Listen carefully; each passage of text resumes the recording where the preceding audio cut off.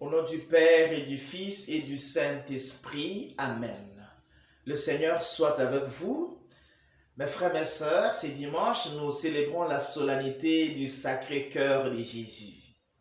En contemplant le cœur de Jésus, les textes qui nous sont proposés en méditation nous invitent à être les acteurs de la réconciliation.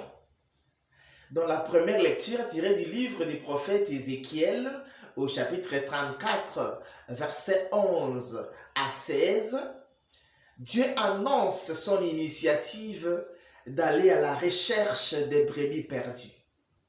Dieu a constaté que son peuple est dispersé. Son peuple est allé loin de lui. Son peuple est égaré.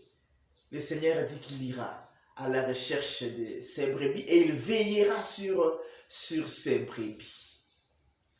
Et dans la deuxième lecture, tirée de la lettre de Saint Paul, apôtre romain, au chapitre 5, versets 5 à 11, Paul nous dit que le Seigneur Jésus nous a réconciliés avec Dieu. Nous sommes réconciliés dans le Christ et son amour a été répandu dans nos cœurs. Effectivement, pour que nous sachions céder à cette réconciliation, nous laisser réconcilier avec Dieu, mais aussi pour que nous soyons nous-mêmes les acteurs de la réconciliation.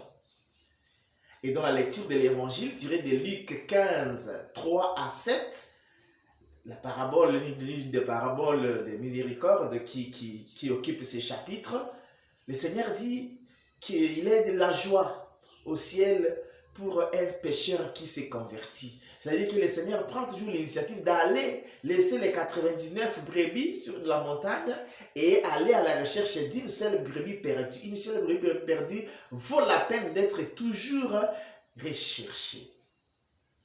Eh bien, mes frères, mes sœurs, à la lumière de ces textes, nous pouvons faire une certaine évaluation de notre cœur. Notre cœur est vraiment le siège de plusieurs choses qui nous arrivent dans la vie. Figurez-vous que vous avez des problèmes avec quelqu'un, par exemple. Vous avez gardé rancune contre l'un de vos frères et vos proches. Quand vous le voyez, vous n'êtes pas heureux. Et vous ne voulez même pas saluer la personne. Vous avez créé la distance. Et même si la personne venait vers vous pour chercher la réconciliation, vous la rejetez, vous la repoussez. Mais entre cette personne contre qui vous êtes en colère et vous-même, qui souffre le plus? Qui se torture le plus?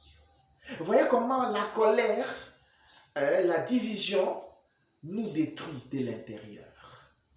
La colère, la rancune infecte notre cœur et affecte notre foi. En se montrant acteur de la réconciliation, Dieu nous invite à faire de même. Il n'y a aucune faute qui soit plus grande pour ne pas être pardonné.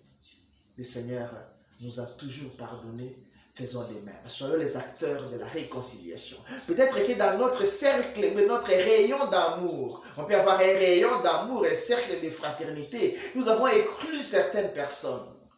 Nous avons rejeté d'autres qui ne sont plus dans le cercle de notre fraternité, cercle de notre amour. Le Seigneur, en célébrant le Sacré-Cœur de Jésus, Jésus nous demande de faire les pas vers celui que nous avons écarté. Que le Seigneur nous en donne alors la force, parce que de nous-mêmes, ça peut nous paraître difficile, mais avec l'aide de Dieu, nous pouvons réussir.